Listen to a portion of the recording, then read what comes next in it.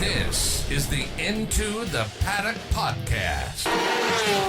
This is something completely different, and please don't expect this to happen again anytime soon. I am not a researcher by any means. I read an article. I thought the story was really funny.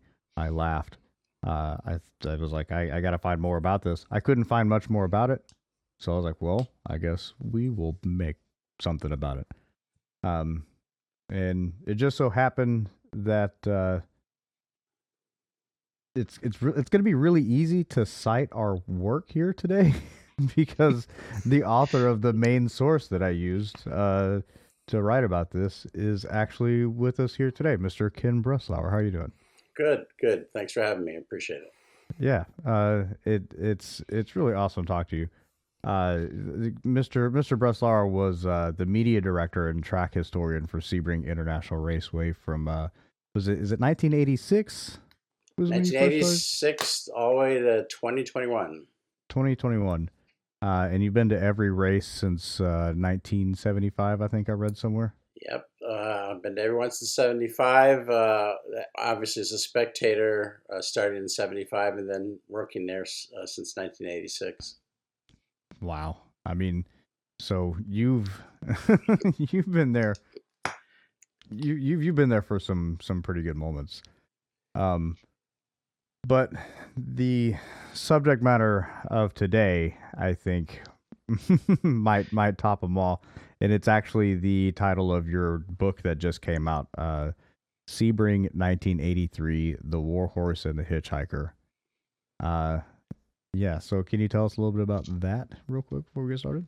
Yeah, the book is, of course, about the 1983 12 Hours of Sebring. It really starts with a little history of the town of Sebring, how it evolved and how the race evolved, a brief history of the race before 1983. But then it really goes into one of the most bizarre races ever run, with a bizarre ending and a bizarre winner. And a lot of weird things happened, both on and off the track. And it was actually a spectator who almost changed history. It was a really very memorable year. So there's a lot of cool backstories, including the car that won the race. Is just a totally bizarre story too. So where do you want me to start? Yeah, so I guess we'll just go ahead and get right to it. If you want to kind of help me set the scene for the weekend, there's one big similarity in 1983 that we are going into today, and that it's the second year of the newly formed GTP class. Right. In 1983 was really the first year that prototypes started showing up in IMSA.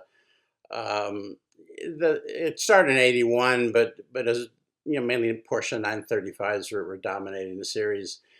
And then in 83, you had March and Lola prototype show up. Aston Martin had a prototype. The Group 44 Jaguar made its debut. Beautiful prototype.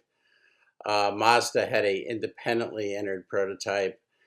So you had all these new, somewhat fragile prototypes entered in the toughest race in the world.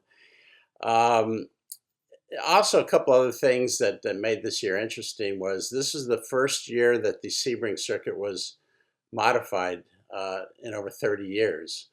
Mm-hmm. The FAA was really getting nervous about cars and airplanes using the same property at the same time.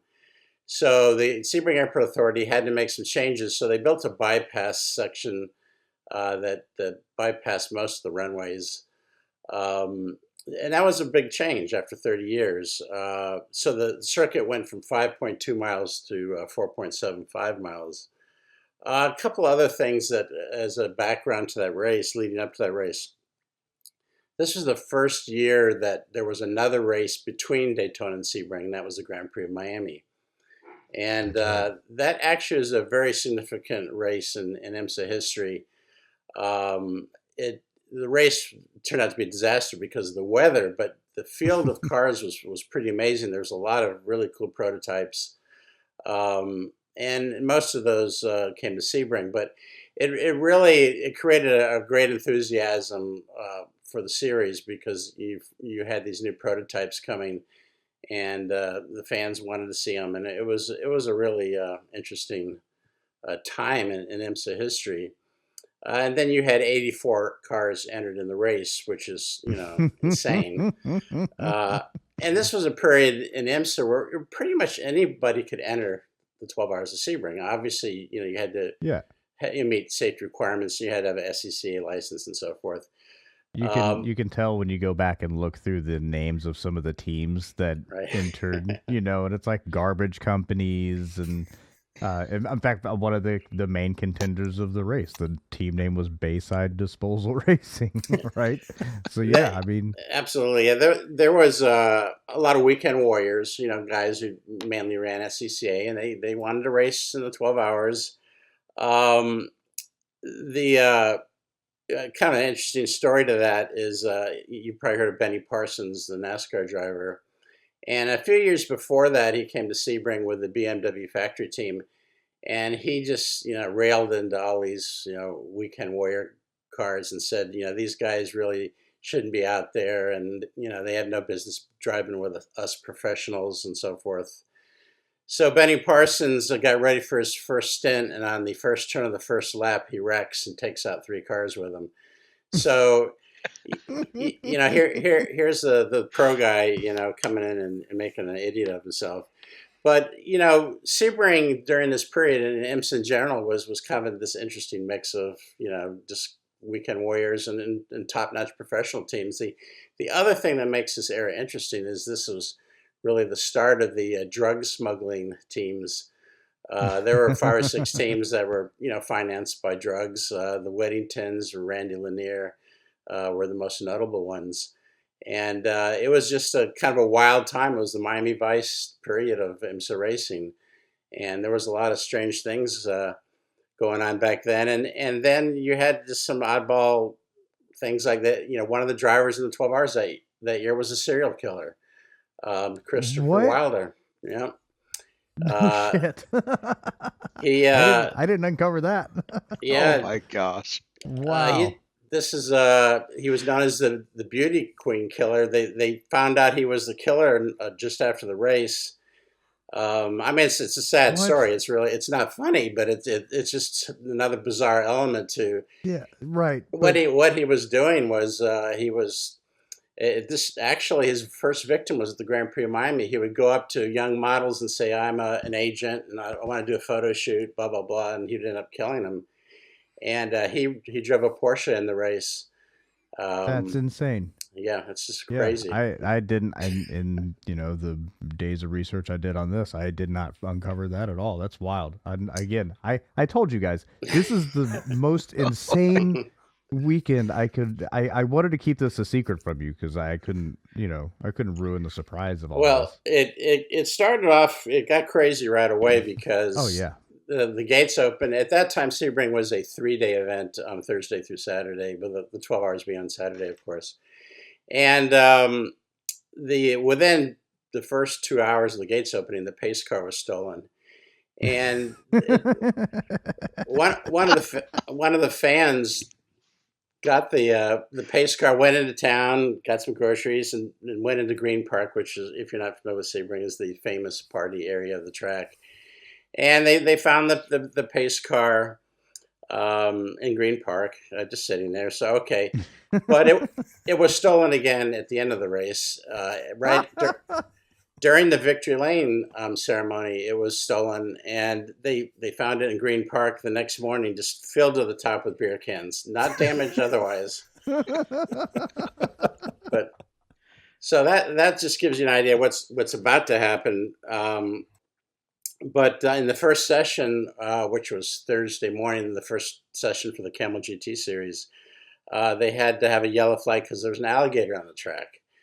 And because Florida, right? Yeah, obviously that's actually happened before and after. But so they had to do that. But one of the backstories to the race, which actually played a role in the event itself, was because of the 84 cars in the race, IMSA officials were getting really nervous about the amount of fuel at the track.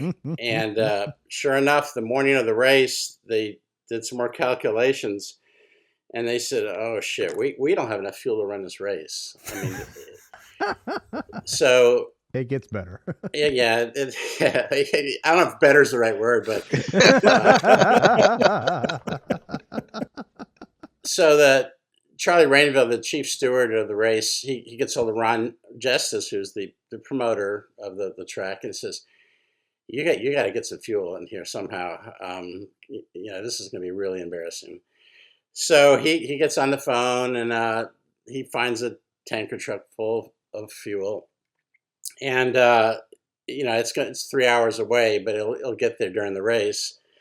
And of course, I'm jumping ahead a little bit, but of course it arrives, and then they suddenly realize, how are we going to get it inside the track? There's no bridges that can accommodate a fuel tanker. So they had to throw a caution flag, and to bunch up, 80 something cars, it's not an easy task, especially back then. So they finally, the yellow flag, they got all the cars behind the pace car, and then the tanker went across the track because there's a cut in where they could cross the track, and they delivered the fuel. And again, I'm jumping ahead a little bit, but so in the seventh hour, Bob Aiken's Porsche 935 had taken the lead and actually appeared to be dominating the race, at least for a while. And they come into the pits, and the car will not restart. They cannot figure out what's going on, and they discover that they had just put fuel totally contaminated with water in their car. And they're draining water out of there. So Aiken goes to Ron Justice, promoter, and goes, "What the fuck did you just give me? You just delivered a tanker full of water, And he says, you cost me the race." It took them 10 laps to drain the tank and get all the systems cleared out. They had a 2-lap lead at that point too. Yeah, they had a pretty good lead, and it was one of the cars that was favored to win. So now they're 10 laps behind. And also on that, he said some stuff on live TV, right? Well, during a broadcast. Well, the race. Okay, well, here's the kind of the interesting part of this whole thing is if you go back to the 24 Hours of Daytona in 1976, they had to stop the race because of fuel contamination. All the cars were suffering this problem. And man. Okay, but at Sebring in 1983, there's only one car that was having this problem.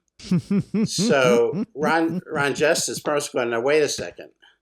If our fuel's contaminated, why isn't everybody else having a problem?" So I don't know how familiar you are with race promoting and fuel, but there's always this game being played back then of outlaw fuel trucks coming in the track, or the teams bringing in their own fuel, even though there is a official fuel normally, especially now. And Aiken started to back off on his claim because, in my opinion, his fuel that was contaminated was fuel that he got from a bootlegger outlaw delivery and not from the track. So he kind of backed off on this claim. But anyway, he's 10 laps behind at this point with, like 5 hours left. So he's pretty much out of it, and he's not too happy about it. But I think that the true story, although we'll never know, it was not anything to do with the fuel that was delivered to the track.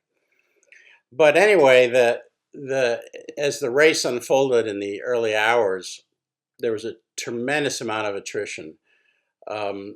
After 2 hours, like 25% of the cars had dropped out. I mean, it was incredible, and that's not entirely unusual back then, especially at Sebring. Normally, about 50% of the cars would finish the 12 hours, but it was just brutal. And one of the problems was the new track that bypassed the runways was starting to break up, and they had to throw caution flags for that just to sweep it. It was really a problem. The track is breaking up, and the teams are complaining, and it's a big mess at this point. But as every car takes the lead, within an hour the car breaks, one by one. All the favorites are dropping out, and about halfway through, a Mazda RX-7, a rotary RX-7, takes the lead overall.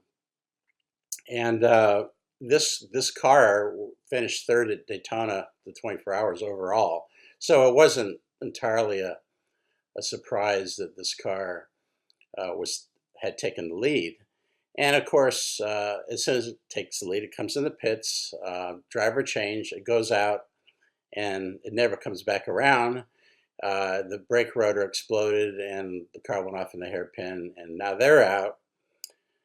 So then this one-off car, Cosworth Grid, takes the lead, and they're running pretty good for a few laps, and then suspension problems, wheel bearing problems. The Bayside disposal car you mentioned, Hurley Haywood was driving with Al Holbert, took the lead. They started having electrical problems. They couldn't figure out what was going on. They kept pitting and pitting and pitting. So this car that qualified 13th and was in the GTO class takes the lead. It's Wayne Baker Racing, Porsche 934. It was originally a 935. It raced at Le Mans in 1979. Paul Newman drove it.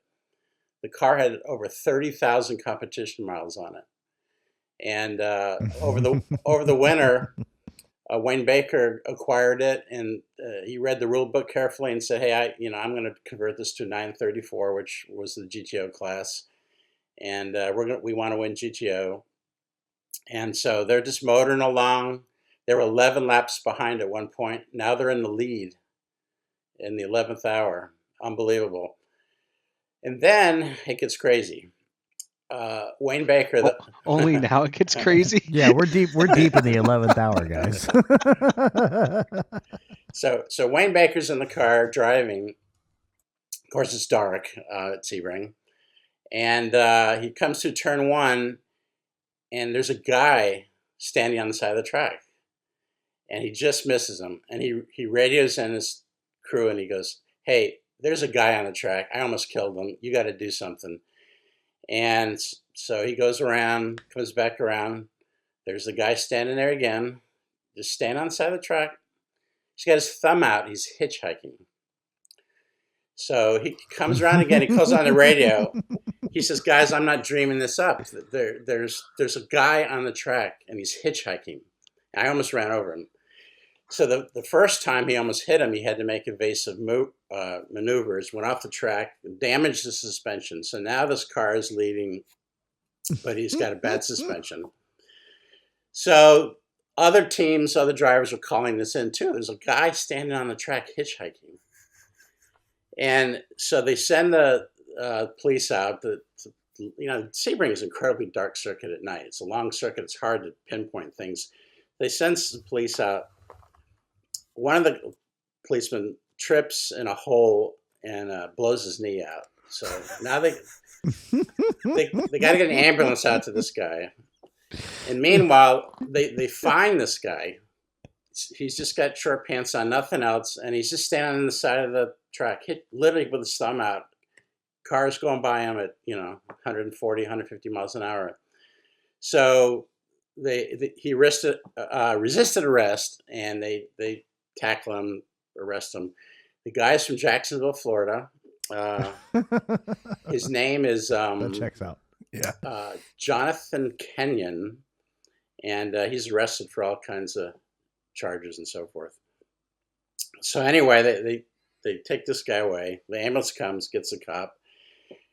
So Baker, he's got a really screwed up car now. It's barely handling. And all the cars behind him are in the pits with problems. And who suddenly appears on the same lap but Bob Aiken's Porsche 935, who was 10 laps behind just a few hours ago. So now it's about 25 minutes left in the race. And Baker radios in into his crew and says, I got to pit this. I can't drive this thing. And they said, no, don't pit, don't pit, don't pit. And he goes, well, am I okay for the GTO class win? They go, yeah, you're good. You're good in the GTO. They didn't tell him he was leading overall because they didn't want him to like freak out.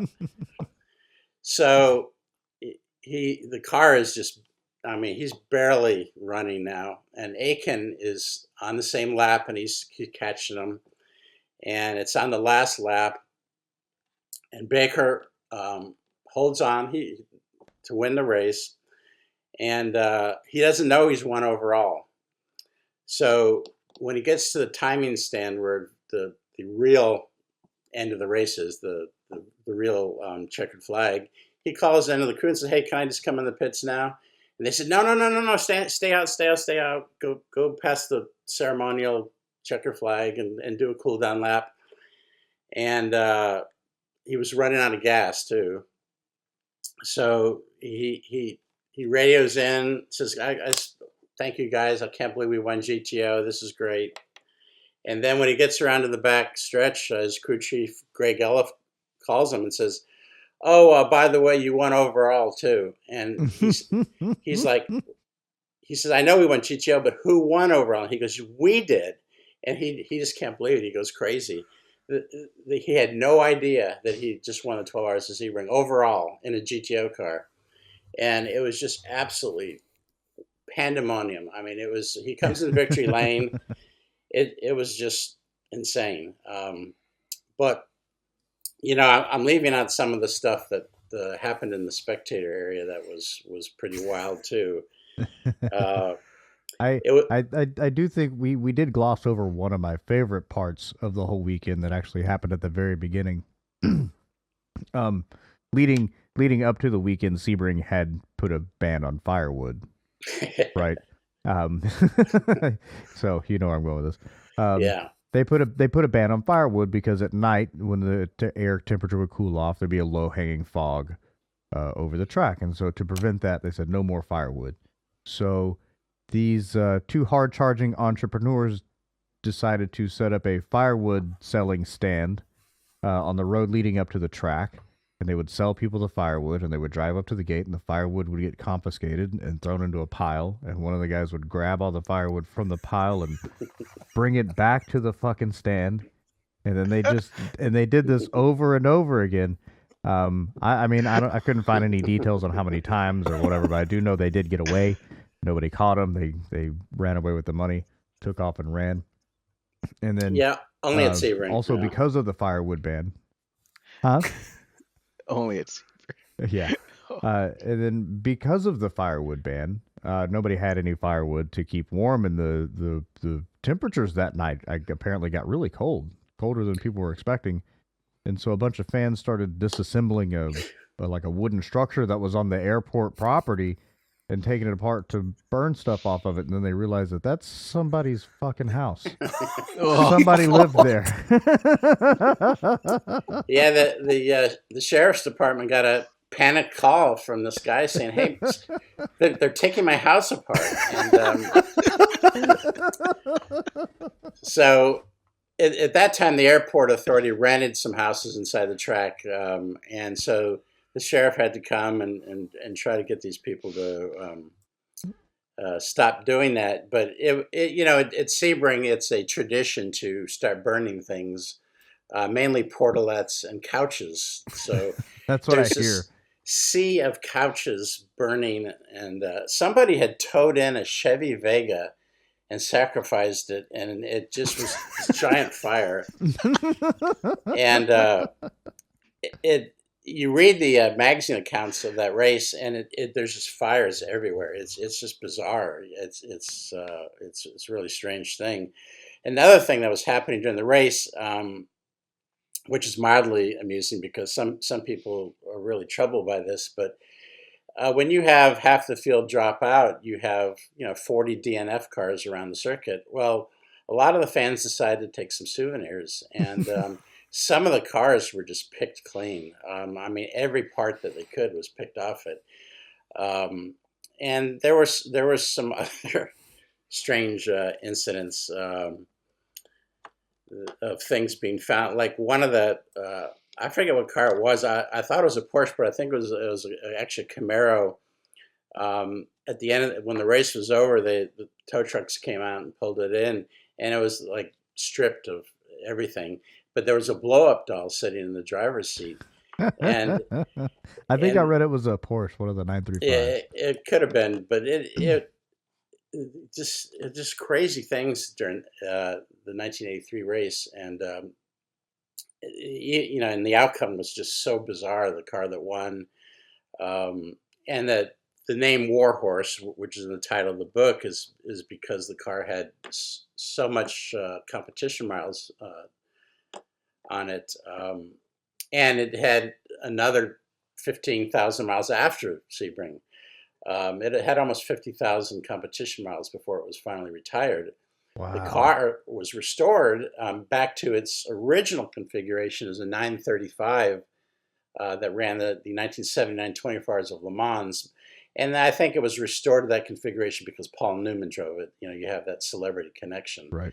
But I was kind of disappointed in that because I think it would have been pretty cool to restore it as the number 9, the Wayne Baker car. It's just an interesting story, a fun story. I should add that the following year was almost as weird. The car that won the race the following year was a 935 that actually had been leased out of a museum a couple months before the race because I did read that.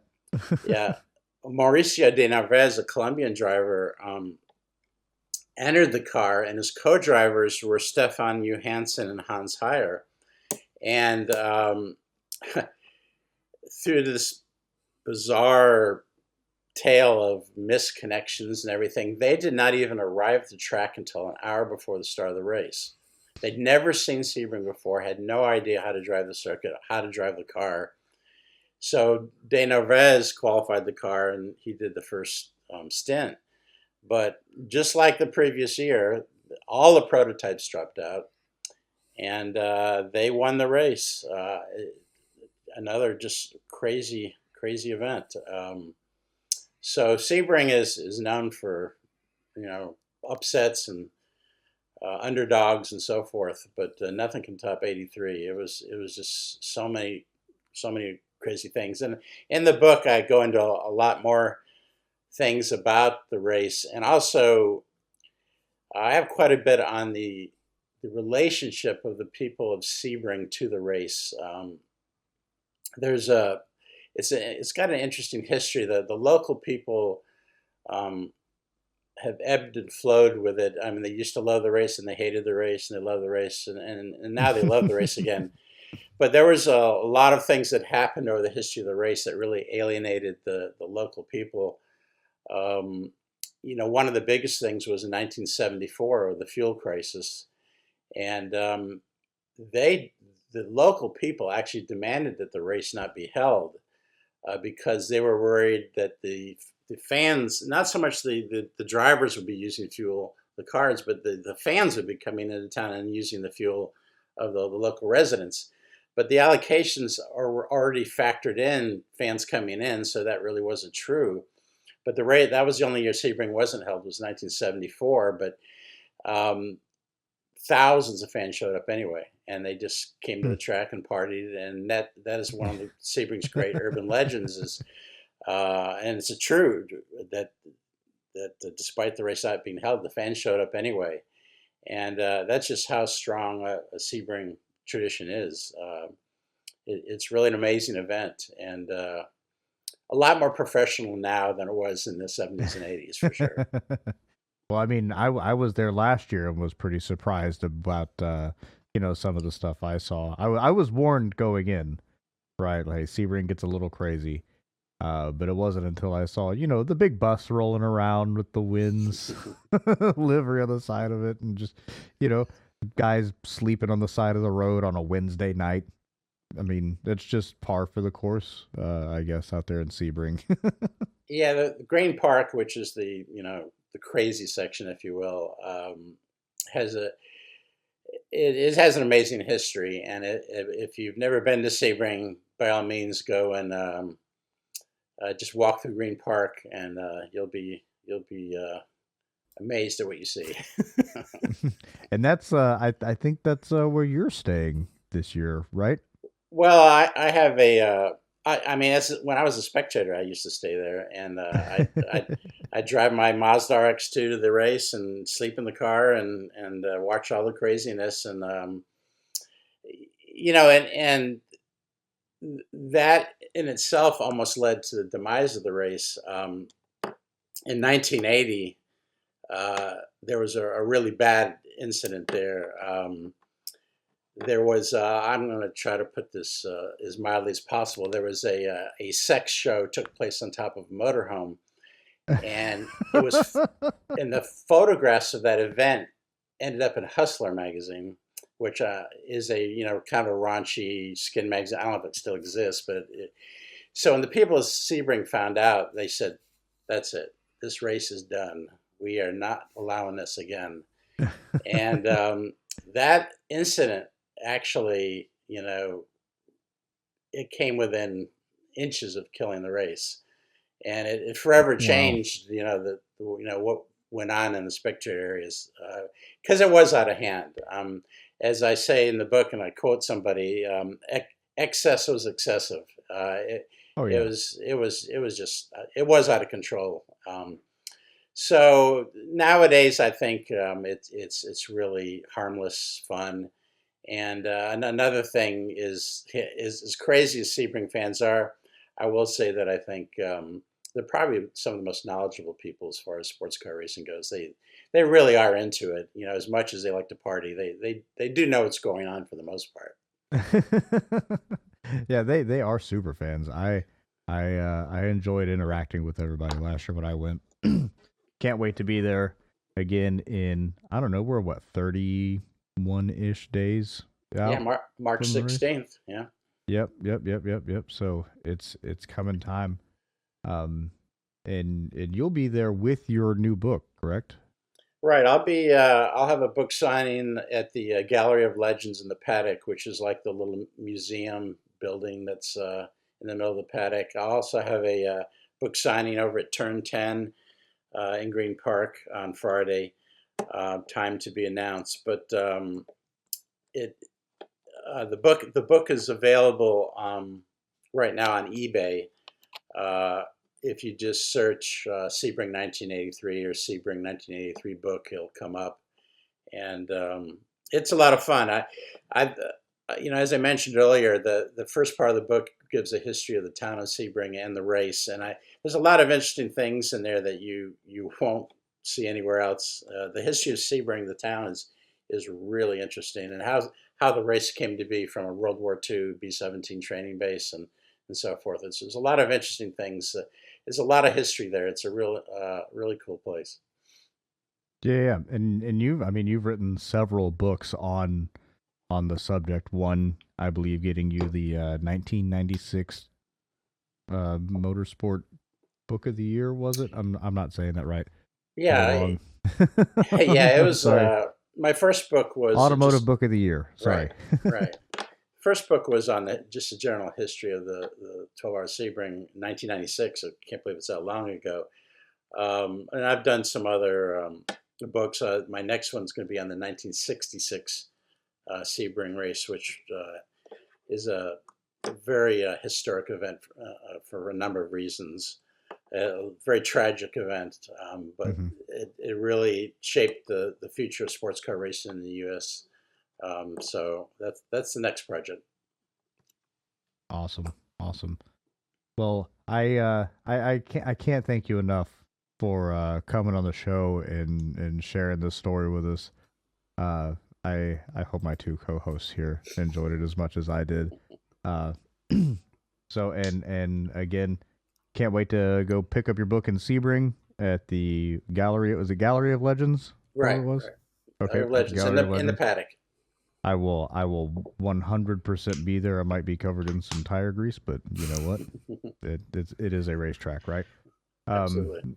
Do you have any social media accounts or anything that you would like people to follow, or? Yeah, I have a Facebook page which is Sebring 12 Hours History, or 12 Hours of Sebring History, And there's a lot of cool old photos and things posted on there, and there's information on the book. So check out that Facebook page. And like I said, the book is available on eBay. It's not available on Amazon, just eBay. So I think even if you're not like a hardcore sports car fan, it's just a lot of funny things, and it's pretty amusing. Some of the incidents that I didn't mention. So check it out. Yeah, I don't want to give too much away, right? So, well, again, thank you so much for joining us today. And now I'm going to hand it back over to Jordan for our outro. Yeah. No, thank you very much, Ken, for coming on. As somebody who I'm only just dabbling into sports car racing as a whole over the last few years, and my accent kind of gives away the fact that my knowledge over American sports car racing might be a little bit lacking in that regard. So as someone who thought the strangest thing to end up on the track during a Sebring 12 hour was a gazebo, a hitchhiker, I'm going to have to pick up that book. Thank you very much for coming on. We'll be sure to link Sebring 1983, The Warhorse and the Hitchhiker on our social medias, and we'll link to your pages as well. In the meantime, as I said at the start of this half, make sure you're following us at Into The Paddock with the number 2 on Twitter and Instagram. That way you can stay up to date when our latest episodes go live every Tuesday at 4 p.m. Eastern. We are also on our own individual social media channels. I'm jgroves1996 on Twitter and Instagram. Greg, where can we find you? Speed Rat Racing, that's everywhere. Instagram, Twitter, Twitch, all that stuff. Sorry, excuse me. Wednesday, Valentine's Day, join me on Twitch for CSRL sim racing while I ignore my girlfriend. So there's that. Fantastic. And JD, where can we find you? You can find me on YouTube at JD55 Sim Racing and on Twitter at Pedantic Squirrel with 1R. Superb. Well, that about does it for this week's episode. In the meantime, enjoy Valentine's Day or enjoy ignoring your significant other to watch Greg's stream. Next week, we will have the Daytona 500, amongst other things, because that's rolled around really quickly from one Super Bowl to the one that we all care about, really, let's be honest. But until then, thank you for listening to the Into the Paddock podcast, and we will see you next time. This is the Into the Paddock Podcast.